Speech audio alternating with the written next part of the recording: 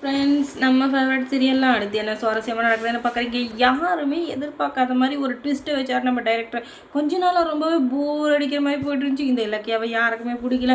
இலக்கியாவை சரியில்லை மாற்றுங்கன்னு சொல்லிட்டு பேசிட்டு இருந்தீங்களே, அது நம்ம டைரக்டருக்கு அதில் கேட்டுருச்சு என்னவோ தெரியல. அவர் வந்துக்கிட்டு ஹீரோயினி இன்டர்சேஞ்ச் பண்ணுறாங்க. இன்டர்சேஞ்சுனா இலக்கியாவை மொத்தமாக தூக்கிட்டு இல்லைங்க, இலக்கியாவுக்கு பதிலாக அவங்களுக்கு ஒரு இது ஆப்போசிட் ரோலில் ஒருத்தர் கொடுத்துருக்காங்க.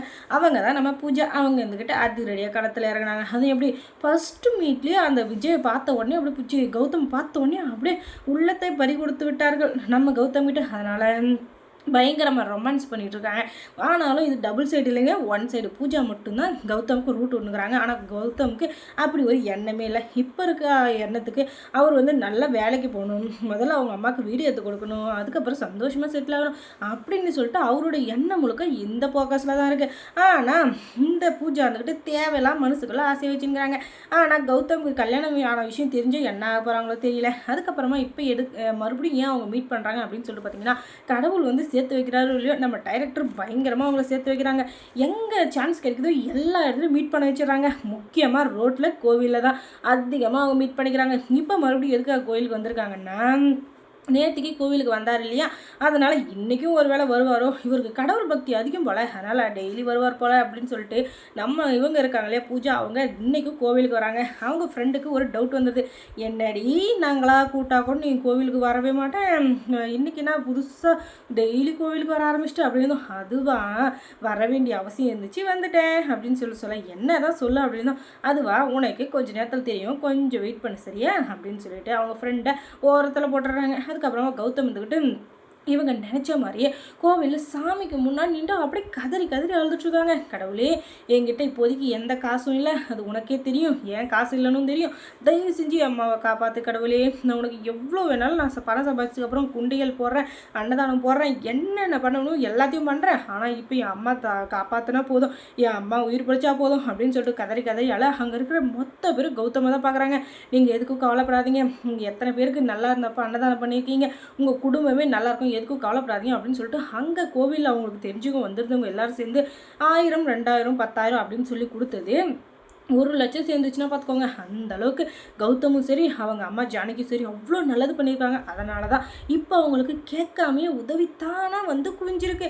அதெல்லாம் பார்த்தா இந்த பூஜாவுக்கு ஐ எம் இம்ப்ரெஸ் அப்படின்னு சொல்லிட்டு இவ்வளோ பேர் வந்து ஹெல்ப் பண்ணியிருக்காங்க. இன்றைக்கி ஒரு நாள்லேயே, அது ஒரு 10 நிமிஷத்துலேயே, அப்படின்னா நம்மளும் ஏதாச்சும் ஹெல்ப் பண்ணி அவர் மனசில் இட பிடிக்கணுமே அப்படின்னு சொல்லிட்டு, நீங்கள் எதுக்கும் கவலைப்படாதீங்க, நான் வந்து உங்களுக்கு 5 லட்சம் தரேன் அப்படின்னதும் கண்டிப்பாக சந்தோஷங்க. ஆனால் அந்த பணத்தை வந்து சும்மா வாங்கலை, கண்டிப்பாக ஒரு நாள் இல்லை ஒரு நாள் திரும்ப கொடுத்துருவேன் அப்படின்னு சொல்லிட்டு அந்த பணத்தை வாங்கிக்கிறாங்க. ஏன்னா இப்போதைக்கு இந்த பணம் அவருக்கு முக்கியமாக தேவையில்லை. அதனால் ஒன்னே உங்கள் பேரை கூட சொல்லாமல் போகிறீங்களே, இதோட நம்ம 2 வாட்டி மீட் பண்ணி 3வது வாட்டியும் மீட் பண்ணிட்டோம், இப்போ உங்கள் பேர் சொல்லணும் எப்படின்னதும் சரி நம்மளுக்கு பணம்லாம் கொடுத்து உதவி பண்ணிக்கிறாங்க, ஒரு பேர் சொல்கிறதுல என்ன போயிடுது அப்படின்னு சொல்லிட்டு கௌதம்ங்க சரி நாளைக்கு பார்க்கலாம் அப்படின்னு சொல்லிட்டு இவங்க சொல்ல, அதுக்கப்புறம் ஆப்ரேஷனுக்கு பணத்தை கொண்டு போய் கட்டிடுறாரு நம்ம கௌதம். அதனால் பூஜா மனசில் நீங்காவது இடத்த பிடிச்சிடுறாங்க. படி எப்படி நம்மக்கிட்ட காசு வாங்கிட்டாரு, நம்மக்கிட்ட ஒரு ஃபோட்டோ கூட கொடுக்க மாட்டேன் எடுக்க மாட்டேன்னு சொன்னவர் இப்போ நம்மக்கிட்ட பணத்தை வாங்கிட்டு போய்க்கிறார். கண்டிப்பாக அடிக்கடி நம்ம மீட் பண்ண வருவார். இந்த சாக்கா வச்சு அவர் மனசு இடத்த பிடிச்சிடலாம் அப்படின்னு சொல்லிட்டு இந்த பூஜை இருந்துக்கிட்டு அவள் ஒரு ரூட்டை, இந்த மீனவர்கள்லாம் வலையை வீசுவாங்க இல்லையா கடலில், அந்த மாதிரி இவங்க இருந்துக்கிட்டு அந்த தூண்டில் வலையை வந்து கார்த்திக் கௌதம் மேலே வீசுகிறாங்க. ஆனால் கௌதம் வந்துக்கிட்டு அதில் சிக்குவாரா, கண்டிப்பாக சிக்க மாட்டாருங்க.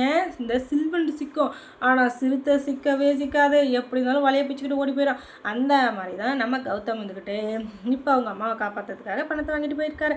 மறுநாள் காலையில் வராரு. வந்ததுக்கப்புறம் சாமிக்கிட்ட மறுபடியும் கதறி எழுதி வேண்டிகிட்டு இருக்காங்க. எதுக்காகனா, கடவுளே ரொம்ப நன்றி, நான் வந்து இந்த ஆப்ரேஷனை நல்லபடியாக முடிச்சுட்டேன், இங்கே வந்த நிறைய நல்ல உள்ளங்களால் என் அம்மாவுக்கு ஆப்ரேஷன் நல்லபடியாக முடிஞ்சு, அதனால் எனக்கு எந்த பிரச்சனையும் இல்லை, ஆனால் அந்த பணத்தை நான் திரும்ப எல்லாருக்கும் கொடுக்கணும், ஏன்னா எனக்கு நன்றி கடன் பட்டவங்க நிறைய பேர் இருக்காங்க இல்லையா, நான் நிறைய பேருக்கு நன்றி கடன் பட்டிருக்கேன், அந்த நன்றி கடனை வந்து தீர்க்கணும்னா எனக்கு நல்ல வேலை கிடைக்கணும் அப்படின்னு சொல்லிட்டு இவங்க புலம்பிட்டு இருக்கேன். நீங்கள் எங்கே கஷ்டப்படுறீங்க அப்படின்னதும், அது இல்லைங்க, இன்றைக்கும் நீங்கள் கோவிலுக்கு வரீங்கன்னு தெரியும், அதனால தான் நான் வந்தேன், அங்கே வந்து பார்த்தா மறுபடியும் அழுதுட்ருக்கீங்க, ஆப்ரேஷன் என்ன ஆச்சு அப்படின்னு கேட்டால், ஆப்ரேஷன் நல்லபடியாக முடிஞ்சிச்சு, எல்லாத்துக்கும் காரணம் நீங்கள் எல்லோரும் தான், அதனால் நான் எனக்கு சந்தோஷமாக தான் இருக்குது, நான் இல்லைன்னு சொல்ல வரல, ஆனால் என் அம்மாவுக்கு நான் ஆப்ரேஷனை பண்ணிட்டேன், அந்த பணத்தை திரும்ப கொடுக்கணும்ல, அதுக்கு எனக்கு ஒரு வேலை வேணும்ல அப்படின்னு சொல்லிட்டு சொல்ல, கண்டிப்பாக உங்களுக்கு வேலை கிடைக்கும், நீங்கள் எதுக்கும் கவலைப்படாதீங்க, என்னோடய கம்பெனியில் என்னுடைய ஆஃபீஸில் கண்டிப்பாக நான் உங்களுக்கு வேலை கொடுக்குறேன், அந்த வேலையை நீங்கள் செஞ்சு நல்ல பேர் எங்கள் கம்பெனிக்கு வாங்கி கொடுத்தீங்கன்னா அதுக்கு அதுக்கப்புறம் நீங்கள் ஏகப்பட்ட பணத்தை பார்க்கலாம் அப்படின்னு சொல்ல கண்டிப்பாங்க நான் நாளைக்கே ஜாயின் பண்ணிக்கிறேன், உங்கள் ஆஃபீஸ் எங்கே இருக்குதுன்னு சொன்னிங்கன்னா நான் கண்டிப்பாக நான் வரேன்னதும் அவங்க வந்துட்டு விசிட்டிங் கார்டு எடுத்து அவங்ககிட்ட கொடுக்க மறுநாள் காலையில் அவங்க அம்மா கிட்ட ஆசீர்வாதம் வாங்கிட்டு இலக்கியா கிட்ட சொல்லிவிட்டு அந்த ஆஃபீஸ்க்கு நேராக போகிறாங்க. அங்கே போனதும் இவருக்கு அந்த ஃபைல் அதெல்லாம் தேவையில்லை, ஏற்கனவே இவருக்கு அப்பாயின்மெண்ட் போட்டாச்சு, அதனால் இவங்களுக்கு நல்ல வேலை செய்யணும் அப்படின்னு சொல்லிட்டு அவங்கக்கிட்ட ஒரு ஃப்ரெண்டாக ஒரு மியூச்சுவல் இது ஷேக் ஹேண்டை கொடுத்துட்டு அவங்க வேலையை ஸ்டார்ட் பண்ணுறாங்க. இதுக்கப்புறமா காதல் எவ்வளோ அழகாக மலரப்போகுது. இந்த இவங்க இருக்காங்க இல்லையா பூஜா, அவங்க எப்படியெல்லாம் கௌதம் கிட்ட ரொமான்ஸை ஷேர் பண்ண போகிறாங்க, அதுக்கப்புறம் அவங்களுக்கு நடக்கிற ஊழலுக்கு இதெல்லாம் அதுன்னு சொல்லிட்டு என்னென்ன இருக்கோ அது எல்லாத்தையும் இனிமேல் வர எபிசோடில் விராவரியாக பார்க்கலாம். அதுக்கப்புறம் இலக்கியா தான் நிரந்தரமாக இந்த சீரியலில் இருக்க போகிறாங்களா இல்லை பூஜா இந்த சீரியலில் நிரந்தரமாக இருக்க போகிறாங்களா அப்படின்றத நாளை வரும் எபிசோடில் தொடர்ந்து பார்க்கலாம். தொடர்ந்து இந்த சேனலுக்கு சப்போர்ட் கொடுங்க. அதோட இலக்கியா சீரியல் இன்னும் சுவாரஸ்யமாக போகணும்னு நினச்சிங்கன்னா அதை நீங்கள் தெரிஞ்சுக்கணுன்னா நம்ம சேனலை சப்ஸ்கிரைப் பண்ணுங்கள். அதோட பக்கத்தில் இருக்க அந்த பெல் ஐக்கானை கொஞ்சம் கிளிக் பண்ணுங்கள். Thanks for watching.